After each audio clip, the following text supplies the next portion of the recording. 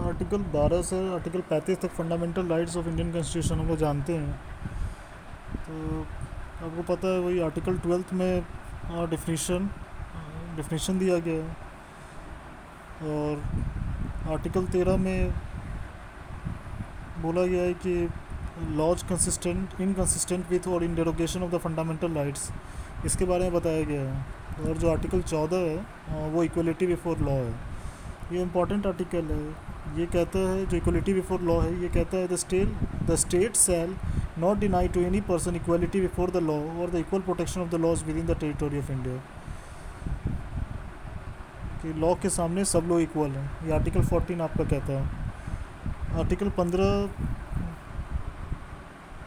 इसी का अगला रूप है, prohibition of discrimination grounds of religion, race, caste, sex और प्लेस ऑफ बर्थ। यहाँ कहा गया है कि आप कभी भी किसी को धर्म, जाति, सेक्स, मेल फीमेल या जगह जहाँ उनका जन्म हुआ है उसके बेसिस पे आप किसी के बीच में अंतर नहीं कर सकते हैं। ये इक्वलिटी ही कह सकते हैं। जैसे अभी जस्ट पहले आर्टिकल 14 में इक्वलिटी बिफोर लॉ की बात हुई ना, उसी तरह ये आर्टिकल 15 है। इसमें आप कहते हैं कि आप किसी के बीच में इन सब बेसिस पे, जाति, धर्म, सेक्स, उनके जन्म के स्थान पे, इसके बेसिस पे आप कभी किसी लोगों के बीच में अंतर नहीं कर सकते हैं। फिर आर्टिकल 16 ये भी इक्वलिटी की ही बात करता है, पर ये equality of opportunity in matters of public employment. जो पब्लिक, जो स्टेट आपको एम्प्लॉयमेंट प्रोवाइड करती है या जॉब, मतलब जो भी अवेलेबल है जॉब, उसमें आप कभी भी जो अपॉर्चुनिटी अवेलेबल होगा उसमें इक्वलिटी बरतना पड़ता है। मतलब किसी में भी आप अंतर नहीं कर सकते। सभी के लिए जॉब जो अपॉर्चुनिटीज़ होंगे इक्वल होंगे और सबके लिए अवेलेबल होंगे। आर्टिकल 17 हमारा कहता है एबोलिशन ऑफ अनटचेबिलिटी, छुआछूत पूर्ण रूप से निवारित है। मतलब फंडामेंटल राइट है, कहीं आप किसी से भी किसी तरह का छुआछूत नहीं रख सकते हैं। आप समझ ही सकते हैं हमारे समाज में कितनी बड़ी समस्या थी आज़ादी से पहले। ये शायद पता नहीं, भगवान न करे आज भी हो, पर अच्छी बात है कि नहीं, मतलब इसके अगेंस्ट फंडामेंटल राइट है हमारे पास, तो ऐसा नहीं होना चाहिए। तो आर्टिकल 17 में एबॉलिशन ऑफ अनटचेबिलिटी है। आर्टिकल 18 में एबॉलिशन ऑफ टाइटल्स है। टाइटल्स आप समझते हैं, उनको हटा दिया गया आर्टिकल 18 में। आर्टिकल 19 में कहा जाता है protection of certain rights regarding freedom of speech. Article 19 में फ्रीडम ऑफ स्पीच की बात होती है। फ्रीडम ऑफ स्पीच हमारा राइट है, हर किसी को सब कुछ बोलने का राइट होना ही चाहिए। इसमें आपको कुछ और बताएं तो all citizens have the right to freedom of speech and expression. हर किसी आदमी को अपनी बात रखने की पूरी आज़ादी होनी ही चाहिए। To assemble peacefully and without arms, आप कहीं भी इकट्ठा हो सकते हैं बिना आर्म्स के। टू फॉर्म एसोसिएशंस और यूनियंस और कोऑपरेटिव सोसाइटीज़, आप एसोसिएशन, यूनियन और कोऑपरेटिव सोसाइटीज़ बना सकते हैं। आप to move freely throughout the territory of India, बिल्कुल आज़ादी से इंडिया में पूरी कहीं भी घूम सकते हैं। To reside and settle in any part of territory of India, आप हिंदुस्तान में कहीं भी बस सकते हैं। टू प्रैक्टिस एनी प्रोफेशन और to carry on any occupation, trade और बिजनेस, आप कोई भी प्रोफेशन ऑक्यूपाई कर सकते हैं, कोई भी बिजनेस कर सकते हैं, कोई भी ट्रेड कर सकते हैं। ये आर्टिकल 19 है जिसमें protection of certain rights regarding freedom of speech के बारे में। आर्टिकल 19 में और क्या किस तरह का फ्रीडम है अभी जस्ट मैंने आपको एक्सप्लेन किया। उसके आर्टिकल 20 है जिसमें protection in respect of conviction for offences है। तो इसके 3 इंपॉर्टेंट पॉइंट है, आप सुन लें। No person shall be convicted of any offence except for violation of a law in force at the time of the commission of the act charged as an offence, nor be subjected to a penalty greater than that which might have inflicted under the law in force at the time of the commission of the offence। ये first point. Second देख लीजिए, no person shall be prosecuted and punished for the same offence more than once. आपको पता है एक आदमी को same गलती के लिए 2 बार सजा नहीं दे सकते हैं। No person accused of any offence shall be compelled to be a witness against himself. जो आदमी जिस चीज़ का गुनहगार है, आप उसको खुद ही सबूत नहीं बना सकते, आप कंपेल नहीं कर सकते, वो खुद अपने खिलाफ ही गवाही देने लगे। No person accused of any offence shall be compelled to be witness against himself. आप खुद ही, जो जिसने भी गुनाह किया है, जिसके अगेंस्ट भी आरोप है, आप उसको कंपेल नहीं कर सकते कि वो अपने खिलाफ ही विटनेस बन जाए। तो ये 3 इंपॉर्टेंट थे, protection in respect of conviction for offences. ये आर्टिकल 20 है। आर्टिकल 21 में आता है protection of life and personal liberty. ये बहुत इंपॉर्टेंट आर्टिकल है, प्रोटेक्शन ऑफ लाइफ बहुत इंपॉर्टेंट फंडामेंटल है। सब फंडामेंटल राइट्स इंपॉर्टेंट है, उसमें से ये भी इंपॉर्टेंट है। No person shall be deprived of his life और personal liberty except according to procedure establish by law. किसी भी आदमी को आप उसके जीवन के अधिकार से और पर्सनल लिबर्टी से आप महरूम नहीं रख सकते हैं, according to procedure establish by law. याद रखिए। Article 21 protection of life and personal liberty. Article 21A है राइट टू एजुकेशन, शिक्षा का अधिकार। The state shall provide free and compulsory education to all children of the age of 6 to 14 years in such manner the state में भी law determine. 6 से 14 साल के बच्चों को free and compulsory education provide करना स्टेट का कर्तव्य है और ये हमारा हक है हर बच्चे का, 6 से 14 साल के बच्चों का। यही राइट आर्टिकल 21A में राइट टू एजुकेशन आता है। आर्टिकल 22 में आपको protection against arrest and detention in certain cases है। ये no person who is arrested shall be detain in custody without being informed as soon as may be of the grounds for such arrest nor shall be denied the right to consult और to be defended by legal practitioner of his choice. और भी बातें इसमें हैं पर legal article 22 आप ये समझ सकते हैं कि protection against arrest and detention certain cases. आप मतलब इसी तरह कोई आपको अरेस्ट डिटेंशन बिना रीज़न के नहीं कर सकता है। सब कुछ का एक तरीका है, ऐसा नहीं है कि मतलब जिसकी मर्जी भी आपको उठा के जेल में डाल दिया जाएगा, ऐसा नहीं है। सब कुछ का एक तौर तरीका है, जो भी होगा लॉ के अनुसार ही होगा। आर्टिकल 23 हमारा कहता है prohibition of traffic in human beings and forced labour. बंधुआ जो मजदूरी है वो नहीं हो अलाउड होगा। और ट्रैफिक ऑन ह्यूमन बींग्स, आप सोचते हैं आदमी का जो खरीद पकड़ होती है वो उसको प्रोहिबिशन, इसको रोका गया है इस आर्टिकल 23 के थ्रू। इसमें लिखा हुआ है traffic in human beings and begar and other similar forms of forced labour are prohibited and any contravention of this provision shall be an offence punishable in accordance of law with law. Traffic human beings आदमियों का वो खरीद बिक्री जो होता है, और बेगार और बंधुआ मजदूरी टाइप का हर चीज़ जो है फोर्स्ड लेबर, ये सब कुछ प्रोहिबिटेड है। और कुछ भी इस तरह का अगर किया गया ना तो ये लॉ के अंदर एक ऑफेंस है और आपको उसी तरह डील किया जाएगा। दूसरा है nothing in this article shall prevent the state from imposing compulsory service for public purposes and imposing such service the state shall not make any discrimination on grounds only of religion, race, caste और class of any of them. ये थोड़ा सा दूसरी बात है ये state के लिए कि इस आर्टिकल में कोई भी किसी भी तरीके से स्टेट को नहीं रोका जा रहा है कि कंपलसरी सर्विस पब्लिक पर्पसेस के लिए नहीं इम्पोज कर सकती है। और यही बात है कि जब वो इम्पोज करेगी पब्लिक सर्विस तो उसमें किसी भी तरह का डिस्क्रिमिनेशन नहीं करेगी on grounds only of religion, race, caste और क्लास। याद रखिए आर्टिकल 23 है prohibition of employment of children, ये prohibition of traffic in human beings and forced labour. तब आपका आर्टिकल 24 आता है prohibition of employment of children in factories. ये बच्चों का जो फैक्ट्रीज में एम्प्लॉयमेंट होता है ना, वो जो बच्चों का 14 साल से कम के बच्चों को आप एम्प्लॉय नहीं कर सकते। No child below the age of 14 years shall be employed to work in any factory और माइन और engage in any other hazardous employment. आप ऐसा नहीं कर सकते। 14 से कम साल के बच्चों को आप किसी भी तरह के इस तरह के हेजार्डस एम्प्लॉयमेंट में इन्वॉल्व नहीं कर सकते, किसी फैक्ट्री में काम करने के लिए बाध्य नहीं कर सकते। ये आर्टिकल 24 हम लोग को हक देता है कि provision of employment of children in factories. फिर उसके बाद आर्टिकल 25 है। Article 25 freedom of conscience and free profession practice and propagation of religion. आप जिस धर्म को चाहे स्वीकार सकते हैं, प्रैक्टिस कर सकते हैं और मान सकते हैं। इसके लिए आपको ये हमारा कॉन्स्टिट्यूशन आपको ये हक देता है, कोई भी आपका ये हक आपसे छीन नहीं सकता। Article 25 freedom of conscience and free professional practice and propagation of religion. याद रखिए आर्टिकल 25 है subject to public order, morality and health and to the other provisions of this part all persons are equally entitled to freedom of conscience and the right freely to profess, practise and propagate religion. याद रखिएगा profess, practise and propagate religion, कोई आप रोक नहीं सकता, कोई state आपके against कोई कानून नहीं लगा सकती। आप फ्री हैं अपने देश में, कोई भी धर्म आप प्रैक्टिस कर सकते हैं, फॉलो कर सकते हैं। Nothing in this article shall affect the operation of any existing law, prevent the state from making any law. और ये तो बात है कि इस आर्टिकल मतलब किसी भी तरह स्टेट को जब इंपॉर्टेंट कंडीशन, कंपलसरी कंडीशन होगा तो स्टेट के लिए 2 कंडीशन दिया गया है, रेगुलेटिंग और restricting any economical, political, financial other secular activity which में एसोसिएटेड विद रिलीजियस प्रैक्टिस। हाँ हो सकता है दंगा वंगा का सिचुएशन और सर्टेन क्रिटिकल इशू हो तो उस समय स्टेट मतलब उस समय सरकार को देखना पड़ता है कि उस समय आपके रिलीजन के प्रोपेगेशन को शायद उस तरह से अलाउ नहीं किया जाए, तो सरकार उस समय रेगुलेट और restrict any economic policy, political और अदर सेकुलर एक्टिविटी कर सकती है। स्टेट के बारे में सोचना है, देश के बारे में सोचना है, तो ऐसा ना हो कि फंडामेंटल राइट्स आपके जो है स्टेट को काम करने में हैम्पर करें नॉर्मल फंक्शनिंग में। Providing for social welfare reform of the throwing open of Hindu religious and institution of public character to all classes and section of Hindus. ये दूसरा कंडीशन है providing for social welfare and reform और the throwing open of Hindu religious institutions of public character to all classes and sections of Hindus. इसमें सिक्स के लिए एक बात special किया गया है कि the wearing and carrying of kirpans shall be deem to include in the profession of Sikh religion. जो कृपन का जो वियरिंग और जो वो रखते हैं सिख रिलीजन का इंपॉर्टेंट हिस्सा है, उसके लिए उन्हें रोका नहीं गया है। और इसमें सब क्लॉज बी है जो क्लॉज 2 का, the reference to Hindus shall be considered as including reference to persons in professing the Sikh, Jain और Buddhist religion and the reference to Hindu religious institution shall be considered accordingly.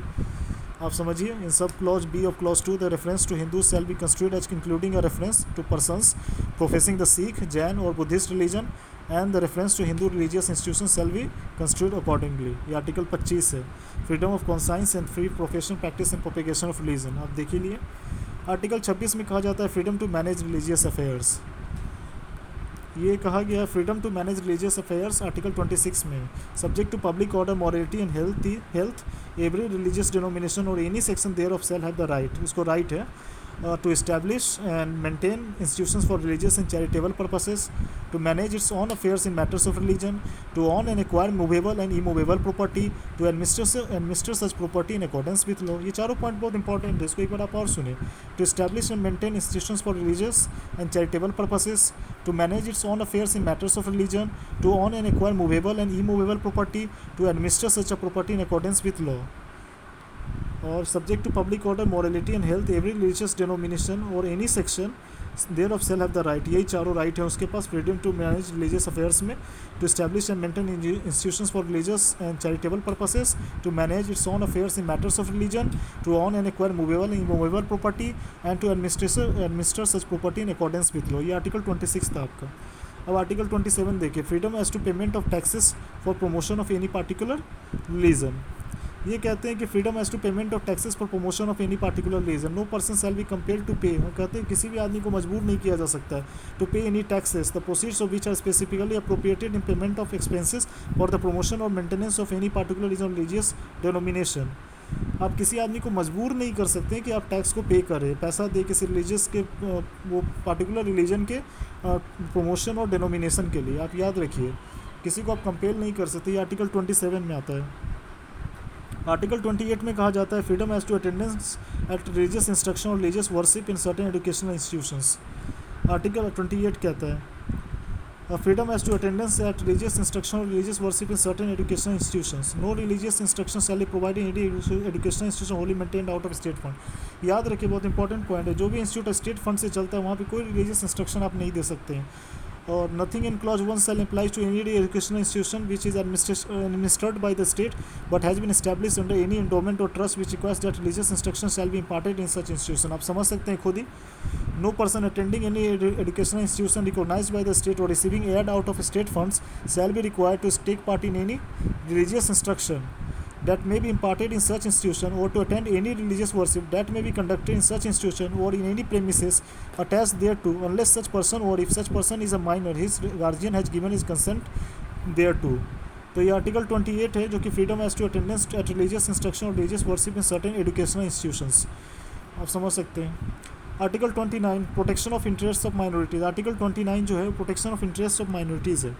तो any section of the citizens residing in the territory of India और any part thereof having a distinct language script और culture of its own have the right to conserve the. ये एक बहुत important fundamental right है कि कोई भी section citizen जो किसी पार्ट में इंडिया के रह रहा है उसके पास अगर डिस्टिंक्ट लैंग्वेज स्क्रिप्ट और कल्चर है तो उसका वो राइट है कि उसको कंजर्व करे. आप इसको रोक नहीं सकते. ये protection of minority interest of minorities है कि उनका लैंग्वेज स्क्रिप्ट और कल्चर है तो वो उसको कंजर्व कर सकते हैं. और दूसरा है इसमें no citizen shall be denied admission into any educational institution maintain by the state और receiving aid out of state funds on grounds only of religion race caste language और एनी ऑफ देम. मतलब किसी भी citizen को किसी education institute में admission से आप नहीं रोक सकते हैं अगर वो स्टेट के द्वारा मेंटेन्ड है और रिसीविंग मतलब स्टेट फंड उसको मिल रहा है इस ग्राउंड पे कि रिलीजन रेस कास्ट लैंग्वेज और किसी के बेसिस पे स्टेट फंड अगर उसको मिल रहा है. ये माइनॉरिटीज़ के इंटरेस्ट को प्रोटेक्ट करने के लिए किया गया है कि अगर उनका स्क्रिप्ट लैंग्वेज हो तो उसको कंजर्व किया जाए और अगर उन किसी एजुकेशन इंस्टीट्यूशन में जिसमें उनके जाति धर्म और किसी बेसिस पे अगर स्टेट फंड मिल रहा है तो आप उसको उस इंस्टीट्यूशन में एडमिशन से आप रोक नहीं सकते. ये माइनॉरिटीज़ के राइट्स को प्रोटेक्ट के लिए किया गया है. ये आर्टिकल 29 था protection of interest of minorities. Article 30 की तरफ हम मूव करें. इसमें कहा गया right of minorities to establish and administer educational institutions. ये कहा गया है कि right of minorities to establish and administer educational institutes. वो अपना एस्टैब्लिश कर सकते हैं और एडमिनिस्टर भी कर सकते हैं educational institute. Minorities all minorities whether based on religion और language shall have the right to establish and administer educational institutions of their choice. समझ ही रहे हैं आप कि उनके पास ये हक है कि वो अपना राइट है कि इस्टेब्लिश कर सकते हो और एडमिनिस्टर कर सकते हैं एजुकेशन इंस्टीट्यूट अपने चॉइस का. ये आर्टिकल 30 में आता है. आर्टिकल 31 रिपील्ड है. आर्टिकल 31A में कहते हैं saving of laws providing for acquisition of states. ये रिगार्डिंग है saving of laws providing for acquisition of states. Article 31B है जो कि validation of certain acts and regulations के बारे में कहता है.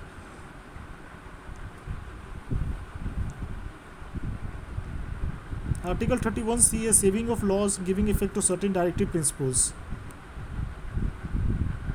आर्टिकल 31D जो है वो रिपील्ड है. आर्टिकल 32 जो है वो कहता है remedies for enforcement of rights conferred by this part. ये कह रहे हैं कि right to move to the Supreme Court by appropriate procedures for the enforcement of the rights conferred by this part is guaranteed. मतलब वही है कि अगर आपके फंडामेंटल राइट्स को डिस्टर्ब किया जा रहा है, नहीं मिल रहा है, तो आप सुप्रीम कोर्ट जा सकते हैं।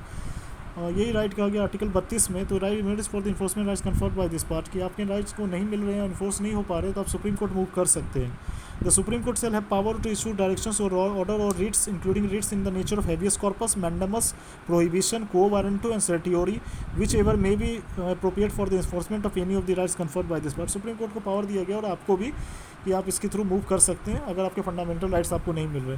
Without prejudice to the powers conferred on the Supreme Court by clauses 1 and 2, the Parliament may by law empower any other court to exercise within the local limits of its jurisdiction to all or any of the powers exercisable by the Supreme Court under clause 2।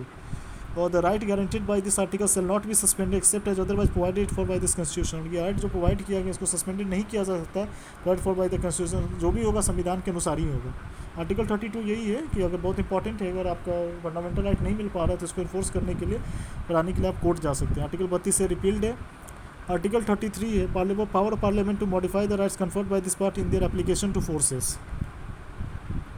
ये Parliament के लिए कि power of Parliament to modify the rights conferred by this part in their application to forces. Parliament may by law determine to what extent any of the rights conferred by this part in the application to the members of the arm forces.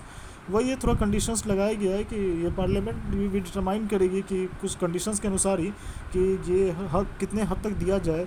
The members of the arm forces, the members of the forces charge with the maintenance of public order, persons employed in any bureau or other organization established by the state for purposes of intelligence or counter intelligence, आप समझ रहे हैं, persons employed or in connection with the telecommunication system set up for the purposes of any force, bureau or organization referred to as clauses A to C। तो आप समझ रहे हैं कि पावर ऑफ पार्लियामेंट भी है कि इन राइट्स को मॉडिफाई कर सकता है देयर एप्लीकेशन टू फोर्सेस। और यहाँ पे कहाँ कर सकते हैं, तो members of the arm forces, members of the force charge with the maintenance of public order, or persons employed in any bureau or the organisation established by the state for purpose of intelligence or counter intelligence, or persons employed or in connection with the telecommunication system set up for the purposes of any forces, bureau, organisation confirm refer to clauses A to C, जो भी हमने पढ़ा है। Article 33 था ये। Article 34 में कहते हैं restriction on rights in conferred by this part while martial law is force in any area. तो restriction of rights conferred by this martial law is in force in any area. किसी area में अगर martial law गया तो simple सा rights है कि rights में रिस्ट्रिक्शंस तो वहीं जाएंगे, आप समझ ही रहा है। तो उसी के रिगार्डिंग आर्टिकल 34 है। Notwithstanding anything the foregoing provisions of this part, parliament may by law indemnify any person in the service of the union or of state or any the person in respect of any act done by him in connection with the maintenance or restoration of order in any area within the territory of India where martial law was in force or validate any sentence passed, punishment inflicted for future ordered or other act under martial law in such area। तो आप समझ रहे हैं difficult जो following conditions है कि where martial law was in force or validate any sentence passed, punishment inflicted for future ordered or other act under martial law in such area, state parliament by law indemnify any person or in the service of the union or state or any other person in respect of any act done by him in connection with the maintenance or restoration of order in any area within the territory of India। समझ रहे हैं ना, state के लिए ये कि restriction of rights हो सकता है। और आर्टिकल 35 है जो आखिरी है फंडामेंटल राइट्स में अभी हम डिस्क्राइब कर रहे हैं, उसमें कहा गया legislation to give effect to the provisions of this part. मतलब parliament shall have and legislature of state shall not have power to make laws with respect to any of the matters which under clause 3 of article 16, which clause 3 of article 32, article 33 and article 34 may be provided by the law made by parliament and for prescribing punishments for those acts which are declared to be offences under this part। And the parliament shall as soon as may be after the commencement of this constitution make laws for prescribing punishment for the acts referred to in subclause 2, any law in force immediately before the commencement of this constitution in the territory of India with respect to any of the matters referred to in subclause 1 of clause A or providing for punishment of any act referred to in subclause 2 of that clause shall subject to the terms thereof and to any adaptations and modification that may be made therein under article 372 continued in force until altered or repealed by amended by the parliament। तो ये article 35 था, legislation to give effect to the provisions of this part. आप समझ ही रहे हैं, legislation effects to the provision of part not which in this constitution Parliament shall have and have the legislature of state shall not have power to make laws with respect to any of this matter which under clause 3 of clause 16, article 16, clause 3 of article 32, article 33, article 34 may be provided by law made by parliament and for prescribing punishment for those acts which are declared to be offences under this part। तो ये छोटी सी कोशिश है, आप fundamental right समझने की कोशिश कीजिए इस वीडियो से। और अगर आपको कोई भी इस पर कमेंट करना है तो भेजिए, ताकि हम अपने वीडियो में सुधार कर सकें और हम अपने नॉलेज को इनरीच करें। थैंक यू, बस एक कोशिश है। वही अगर आपको पता तो मिलता है तो थैंक्स।